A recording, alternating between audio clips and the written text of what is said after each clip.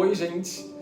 Ontem eu falei um pouco sobre a minha história e hoje eu quero falar sobre uma dor que também faz parte dela. Uma dor profunda, eu vou complementar aqui um pouco. E é uma dor silenciosa que muita gente carrega sem nunca ter colocado em palavras, eu tenho certeza. A dor de se sentir um pecado. Hoje pela manhã, quando eu fui correr na praia, me entregaram um panfleto. E nele estava escrito: "Você sabia que Deus continua triste com a moçada?" Eu parei, comecei a ler. E ali estava o mesmo Deus que eu ouvi a vida inteira. Um Deus que castiga, que ameaça, que envergonha, que controla pelo medo. E eu fui lendo.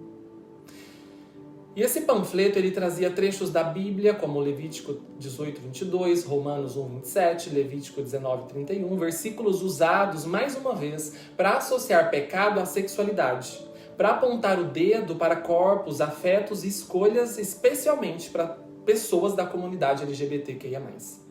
E o que pregava ali era um Deus competitivo, ciumento, punitivo, um Deus que observa, vigia, ameaça, exclui. E eu cresci ouvindo esse Deus. Eu cresci acreditando que havia algo de errado em mim. Que o meu existir era ofensivo. Que o meu corpo era um problema. Que o meu afeto era vergonhoso. E durante muito tempo, eu me senti literalmente um pecado ambulante. E o que mais me machucava, o que mais me machucou, não eram só as palavras. Era quem dizia essas palavras. E muitas vezes, quem pregava sobre o pecado humilhava, maltratava, excluía, era indiferente à dor do outro. Vivia uma vida completamente contraditória. E aí eu comecei a perceber algo importante. E é muito mais fácil terceirizar a responsabilidade da própria vida para Deus do que se autorresponsabilizar. É mais fácil dizer Deus mandou, Deus não permite, Deus condena, do que olhar para si e perguntar: o que eu estou fazendo com o amor que eu digo acreditar? É muito forte isso, eu sei. E hoje a forma como eu entendo o pecado é completamente outra. Pecado para mim não é quem você é, quem eu sou. Pecado é saber o que precisa ser feito e não fazer.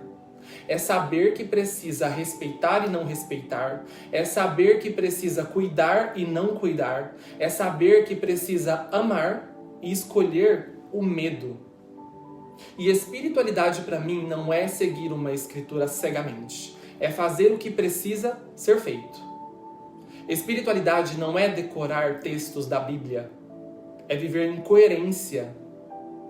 E uma das maiores dores do ser humano é não pertencer. E muita gente vive se calando, se reprimindo, se anulando para não contradizer, para não questionar, para não pensar com a própria cabeça e continuar pertencendo a grupos, vínculos e lugares que viram verdadeiras prisões. Foi só quando eu comecei a questionar, refletir e pensar por mim que eu parei de ser dominada pelo medo. Eu entendi finalmente que uma pessoa como eu pode amar profundamente, pode amar inclusive mais do que alguém que nunca questionou nada, que nunca saiu do lugar confortável da própria moral. Já pararam para pensar que todo mundo está brigando por uma verdade, mas que quase todas as verdades são meias verdades? A minha verdade não precisa apagar a sua, mas quando eu respeito a sua e você não respeita a minha, talvez valha a pena se perguntar: isso está mais perto de Deus ou mais perto do controle? As religiões vivem em guerra. As pessoas gostam de impor as ideias e esquecem que não é a uniformidade que une. É a diversidade. O bem une, o medo divide. E espiritualidade não é religião. E não existe nada de errado com a religião em si. O problema é a falta de profundidade. Espiritualidade, no fim das contas, é simples. É autoridade para pensar por si. É sombra para reconhecer incoerências. É essência para viver a verdade com amor. E se você vive refém da culpa, do medo ou da repressão, saiba, você não está sozinho. Esse vídeo É para ser a voz de quem foi silenciado em nome de um Deus que nunca foi amor.